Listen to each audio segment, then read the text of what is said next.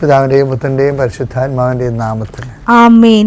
June 11 ബുധനാഴ്ച നമുക്ക് പ്രാർത്ഥിക്കാം. അമ്മേ പരിശുദ്ധമ്മേ, അമ്മേ പരിശുദ്ധമ്മേ, ദൈവമാതാവേ, കൃപാസനത്തിലൂടെ ഞങ്ങൾക്കും ഞങ്ങളുടെ ദേശത്തിനും അമ്മ മധ്യസ്ഥം തേടി തന്ന എല്ലാ അനുഗ്രഹങ്ങൾക്കും കൃപകൾക്കും ഞങ്ങളിപ്പോൾ ഹൃദയം നിറഞ്ഞ നന്ദി പറയുന്നു. അമ്മേ പരിശുദ്ധമ്മേ, ദൈവമാതാവേ, 2004 ഡിസംബർ 7 ഉച്ചകഴിഞ്ഞ് 2:30 കൃപാസനത്തിൽ സംഭവിച്ച അമ്മയുടെ പ്രത്യക്ഷപ്പെടലിനെ കുറിച്ച് തിരുസഭയ്ക്ക് സമർപ്പിച്ചിരിക്കുന്ന പഠനരേഖകളുടെ സഭാത്മകമായ പഠനം ആരംഭിക്കുവാൻ ഞങ്ങൾ പ്രാർത്ഥിക്കുന്നു.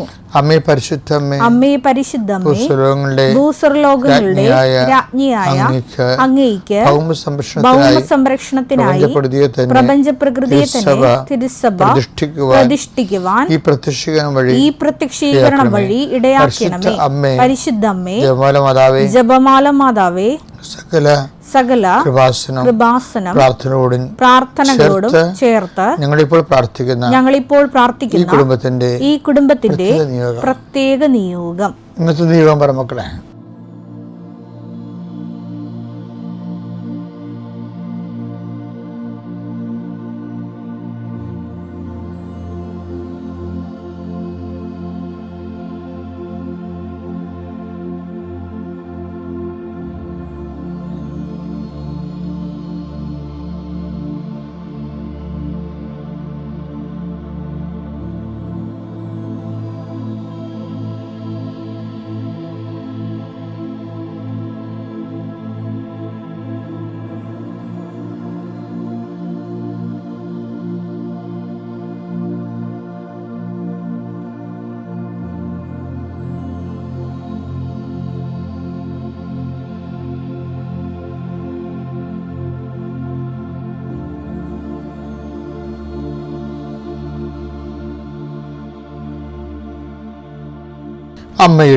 അമ്മയുടെ പ്രത്യക്ഷീകരണത്തിന്റെ ഈ അനുഗ്രഹവേളയിൽ ഞങ്ങൾക്ക് സാധിച്ചു തരുവാൻ കനിയണമേ.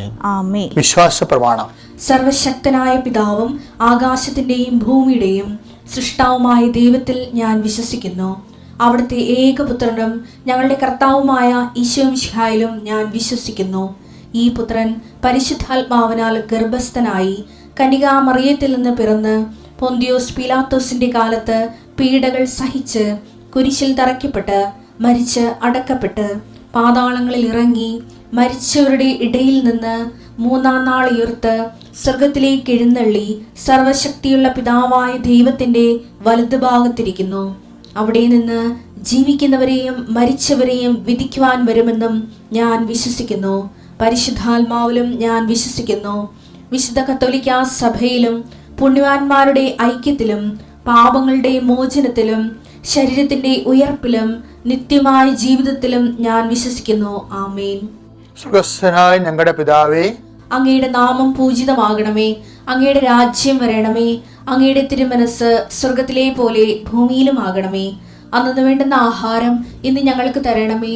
ഞങ്ങളോട് തെറ്റ് ചെയ്യുന്നവരോട് ഞങ്ങൾ ക്ഷമിക്കുന്നത് പോലെ ഞങ്ങളുടെ തെറ്റുകൾ ഞങ്ങളോടും ക്ഷമിക്കണമേ.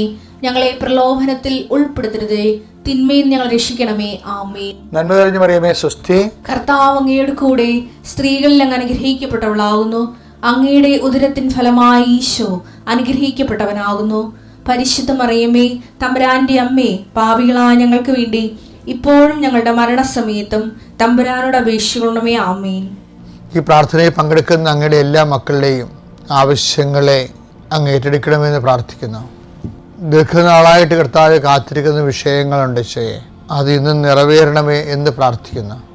വീട് പണി ആരംഭിക്കുന്നവരുണ്ട് ഈശോയെ, അതുപോലെ എല്ലാ വിവാഹ ആലോചനകൾ ആരംഭിക്കുന്നവരുണ്ട്, ഉപരി വിദ്യാഭ്യാസം ആരംഭിക്കുന്നതിന് വേണ്ടി ശ്രമങ്ങൾ നടത്തുന്നവരുണ്ട്. അങ്ങനെ എല്ലാ ആരംഭങ്ങളെയും അങ്ങയുടെ തിരുസന്നിധിയിൽ ആശീർവാദത്തിനായി സമർപ്പിക്കുന്നു. കർത്താവേ, ഞങ്ങളുടെ ജീവിതത്തിൻ്റെ ഇന്നത്തെ ആശങ്കകൾ ചില വ്യക്തികളെ കാണുമ്പോൾ എന്ത് സംഭവിക്കും, ഇങ്ങനെ ഓരോരോ വിഷയത്തിന് എന്ത് സംഭവിക്കും, അപ്പോഴും എന്ത് സംഭവിക്കും, ഞാനെന്ത് പറയും, ഞാൻ എന്ത് പറയണം, എനിക്ക് എന്ത് പറയാൻ പറ്റും, ഞാൻ ആഗ്രഹിക്കാത്ത സിറ്റുവേഷൻസ് ഉണ്ടാകുമോ എന്നൊക്കെ വിചാരിച്ച് ആശങ്കപ്പെടുന്ന സാഹചര്യങ്ങളുണ്ട്, വ്യക്തിയുടെ സംഭാഷണങ്ങളുണ്ട്.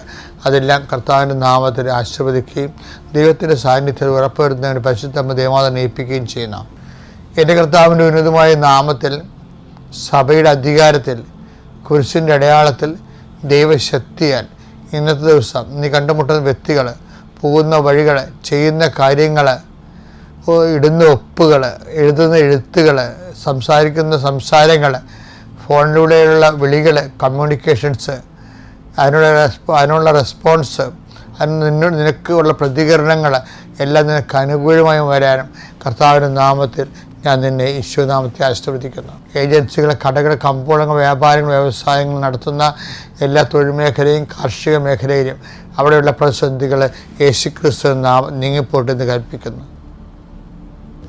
നമ്മളെ ഭജനത്തിൻ്റെ ഒരു സ്ട്രക്ചർ നോക്കുമ്പോഴേ ഈ ചെറു പറയല്ലേ, എന്നെ അത് ഹർട്ട് ചെയ്തു, എനിക്ക് ഡീപ്രൊമോഷൻ ഉണ്ടായി എന്നൊക്കെ പറയത്തില്ലേ. നമ്മളീ പറയുന്ന ഈ മനുഷ്യന്മാർ പറയുന്ന അതുകൊണ്ട് നമുക്ക് നിരാശയും സങ്കടവും ഡിപ്രഷനൊക്കെ ഉണ്ടാകും. പക്ഷേ ഈ ഡീപ്രൊമോഷൻ എന്നുള്ള ഒരു വാക്ക് ഈ ബൈബിൾ ഇൻ്റർപ്രിട്ടേഷൻ ഡീപ്രൊമോഷൻ എന്ന് വെച്ച് കഴിഞ്ഞാൽ അർത്ഥം എന്താ? മലയാളത്തിൽ എന്തെന്ന് പറയുന്നത് നമ്മൾ ആ സ്ഥാനത്ത് നിന്ന് മാറ്റുന്നതിനാണ്, താഴത്തേക്ക് മാറ്റുന്നതിനാണ് ഡീപ്രൊമോട്ട് ചെയ്യണമെന്ന് പറയുന്നത്. പ്രൊമോഷൻ സ്ഥാനക്കയറ്റമാണ്, സ്ഥാന ഇറക്കമാണ് ഈ ഡീപ്രൊമോഷൻ എന്ന് പറയുന്നത്. അത് നമ്മൾ പക്ഷെ ബൈബിളിൽ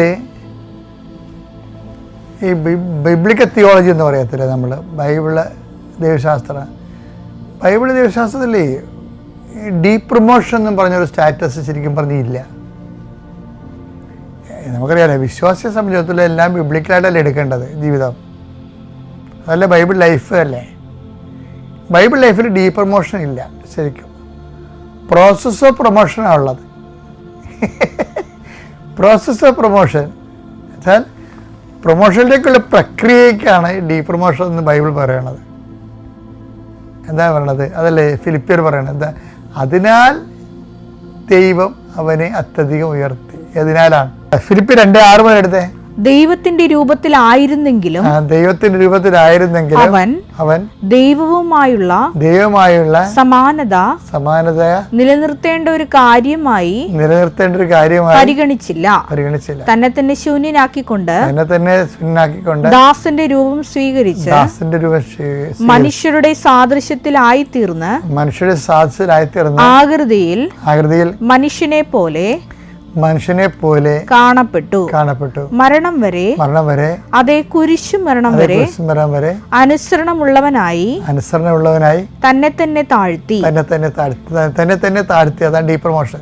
എന്ത് ചെയ്ത്? ആകയാൽ ദൈവം അവനെ അത്യധികം ഉയർത്തി. അപ്പൊ ഈ ഡീപ്രൊമോഷൻ എന്ന് പറയുന്നത് ഒരു പ്രോസസ് ഓഫ് പ്രൊമോഷനായിട്ട് മാറും. ഈ ബിബ്ലിക്കലായിട്ട് ബൈബിളിന് പ്രകാരം ജീവിതത്തെ സമീപിക്കുമ്പോൾ ക്രിസ്തുവിൻ്റെ നാമത്തിൽ നമ്മളുടെ എല്ലാ വീഴ്ച താഴ്ചകളും കർത്താവിൻ്റെ കുരിശിൻ്റെ കൂടെ കൂട്ടിവെക്കാനുള്ളൊരു മാനസികാവസ്ഥ. അത് പറയണ എളുപ്പമാണ്, പക്ഷേ നമ്മൾ അനുഭവിച്ച് കഴിയുമ്പോൾ ഞാനൊരിക്കൽ ഫൊറോണ വികാരിയായിരുന്നു. പക്ഷേ എനിക്ക് ഫൊറോണ വികാരി ഞാനൊരു 2 കൊല്ലം പോയപ്പോൾ സഭയ്ക്ക് മനസ്സിലായി എനിക്കതിൻ്റെ ഉത്തരവാദിത്തങ്ങളെ. കാര്യം ഞാൻ മിക്കവാറും പുറത്ത് ധ്യാനിപ്പിക്കാൻ പോകും. ബിഷപ്പൊക്കെ എന്നെ വിളിക്കണത് ശാന്തം പറയുന്നൊക്കെ വിളിക്കണത്. അപ്പോൾ പിതാവ് തന്നെ പറഞ്ഞ് ഇത് നടക്കുക എന്ന് ചോദിച്ചു. അപ്പോൾ പിതാവിൻ്റെ ഇഷ്ടം. അങ്ങനെ നേരെ കൊണ്ടുവന്ന് ഒരു 10-35 വീട്ടുകാരുള്ളൊരു പള്ളി കൊണ്ടുവന്ന് വെച്ചു, ചാപ്പല് പൂർണ്ണവികാരം. പക്ഷെ അവിടുന്ന് അപ്പോൾ എന്നോട് എല്ലാവരും പറഞ്ഞു, എനിക്കും തോന്നിയായിരുന്നു അത് ഞാൻ ചെയ്ത തെറ്റിന് ശിക്ഷ. കാര്യം ഒരു പാരിഷ് പീസിൽ നിന്ന് ഇങ്ങനെ വ്യാപകമായ രീതിയിൽ ഒരു ഇവാഞ്ചലിസ്റ്റിക് പ്രോഗ്രാം സഭ ആ പ്രൊഫഷനിലില്ല, കുറവാണ്. അപ്പം അതുകൊണ്ട് തന്നെ പലപ്പോഴും ഇതുപോലെയുള്ള വലിയ ഉത്തരവാദിത്തങ്ങൾ സഭയിൽ ഏറ്റെടുത്ത് നടത്താൻ ചില സമയത്ത് തടസ്സങ്ങൾ വരും. അപ്പം സഭ അത് എല്ലാം ചെയ്യാൻ പറ്റുന്ന രീതിയിലേക്ക് എന്നെ ക്രമീകരിച്ച അവസാനം. പക്ഷെ ആ പ്രോസസ്സ് നമ്മൾ ഉൾക്കൊള്ളാൻ വലിയ പാടായിരിക്കും ആദ്യകാലങ്ങളിൽ. എനിക്ക് കുറച്ച് പാടേ ഉണ്ടായിരുന്നുള്ളൂ, പക്ഷേ ചിലർക്കൊക്കെ അത് ഭയങ്കര പ്രയാസമാണ്. ഇപ്പം ഞാൻ ക്യാമനാണെന്ന് പറയുകയല്ല, എനിക്ക് വേറെ ശുശ്രൂഷകൾ ഉള്ളത് കൊണ്ടാണ് എനിക്കത് ആശ്വാസമായി മാറിയത്. മറ്റേ ശുശ്രൂഷ ഇല്ലാത്തവർക്ക് അത് കൂടുതൽ ഭാരം. പക്ഷേ ഇത് എന്ത് ഭാരമായാലും അത് എല്ലായിടത്തും സംഭവിക്കാം, എല്ലാ മേഖലയും. ഇപ്പോൾ ഏറ്റവും കൂടുതൽ ഡീപ്രമോഷൻ പറഞ്ഞാൽ ഇവിടെ കുടുംബങ്ങളിലല്ലേ വരണത്. പുതിയ ആൾക്കാരൊക്കെ പഠിച്ചു വരുമ്പോഴും പുതിയ മരുമക്കളൊക്കെ വരുമ്പോഴും അമ്മമാർക്ക് ചില സമയത്ത് ഡീപ്രമോഷൻ വരും. കാര്യം എന്താണ്? അവരുടെ ചെൽപ്പിടിയിൽ നിന്ന ഭർത്താവും അതുപോലെ തന്നെ മകനുമൊക്കെ ചില കാര്യങ്ങൾക്ക്, ചില ലാംഗ്വേജും കമ്മ്യൂണിക്കേഷനും ചില വിഷയങ്ങളെക്കുറിച്ചുള്ള ആലോചനയൊക്കെ പുതിയതായിട്ട് പഠിച്ചു വരുന്ന ആൾക്കാരോട് ചോദിക്കും. അപ്പോൾ ചില സമയത്ത് നമുക്കൊരു ഡീപ്രമോഷൻ തോന്നിപ്പോകും. അതെല്ലാം നമ്മൾ ഡീപ്രമോഷൻ തോന്നുന്നത് നല്ല കാര്യമാണ്. കാര്യം എന്താണ്? നീ ക്രിസ്തുവിനുള്ളവരാണെങ്കിൽ എന്ത് ചെയ്യത്? ക്രിസ്തുവിൻ്റെ നിനക്ക് അങ്ങനെ ഫീൽ ചെയ്തിട്ടുണ്ടെങ്കിൽ അത് കർത്താവിൻ്റെ ആ ഡീപ്രമോഷൻ്റെ കൂടെ കൂട്ടിച്ചേർത്ത് വെക്കണം. ചേർത്ത് വെക്കണമാണ്. ചേർത്ത് വെക്കാൻ വേണ്ടി നമുക്കിങ്ങനെ ഗ്രാഫ്റ്റ് ചെയ്യാൻ പറ്റും. കർത്താവിൻ്റെ വിജയത്തിൻ്റെ കുരിശിൻ്റെ കൂടെ നമ്മുടെ കുരിശുകളെ ഗ്രാഫ്റ്റ് ചെയ്ത് വെക്കാൻ പറ്റും. അതാണ് കർത്താവിൻ്റെ സഹനങ്ങളിൽ വന്ന പോരായ്മ എന്നൊക്കെ പറയുന്നില്ലേ. കൊളോസ്യസ് 1:24 നിങ്ങളെ പ്രതിയുള്ള പീഡകളിൽ ഞാൻ സന്തോഷിക്കുന്നു. സഭയാകുന്ന തന്റെ ശരീരത്തെ പ്രതി ക്രിസ്തുവിന് സഹിക്കേണ്ടി വന്ന പീഡകളുടെ കുറവ് എന്റെ ശരീരത്തിൽ ഞാൻ നികത്തുന്നു. ഇതൊരു ഗ്രാഫ്റ്റിംഗ് ആണ് ശരിക്കും പറഞ്ഞാൽ. നമ്മുടെ പീഡകളെ കർത്താവിൻ്റെ പീഡകളോടും നമ്മുടെ കുരിശുകളെ കർത്താവിൻ്റെ കുരിശുകളോടും ചേർത്ത് വെക്കുന്നതന്നെ നമുക്ക് കിട്ടുന്ന അവസരമാണ്. അതാണ് ഡീപ്രമോഷൻസ് ഒരു പ്രോസസ് ഓഫ് പ്രൊമോഷനായിട്ട് എടുക്കാൻ കർത്താവ് നമ്മളെ സഹായിക്കട്ടെ. Praise the Lord. അത്യപൂർവ ദൈവാനുഭവങ്ങൾ ഇനി നിങ്ങൾക്കും സ്വന്തം. ഈ യൂട്യൂബ് ചാനൽ ഇതുവരെ സബ്സ്ക്രൈബ് ചെയ്തിട്ടില്ലെങ്കിൽ ഇപ്പോൾ തന്നെ സബ്സ്ക്രൈബ് ചെയ്യുക. ഈ വീഡിയോ ഇപ്പോൾ തന്നെ നിങ്ങളുടെ സുഹൃത്തുക്കൾക്ക് ഷെയർ ചെയ്തുകൊണ്ട് കർത്താവിൻ്റെ പ്രേക്ഷിതരാകുക.